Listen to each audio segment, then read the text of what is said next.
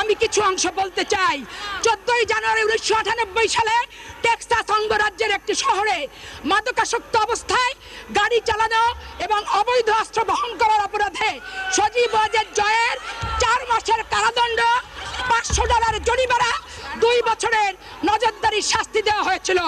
6 ফেব্রুয়ারি 2000 সালে বেপরোয়া গাড়ি চালানোর জন্য এবং বেআইনি রাডার ডিরেক্টর বহন করার অপরাধে ভার্জিনিয়ার হেনোভার কাউন্টিতে জরিমানা এবং 1 দিনের জন্য কারাবন্দিতে ছিল সজীব ওয়াজেদ জয়।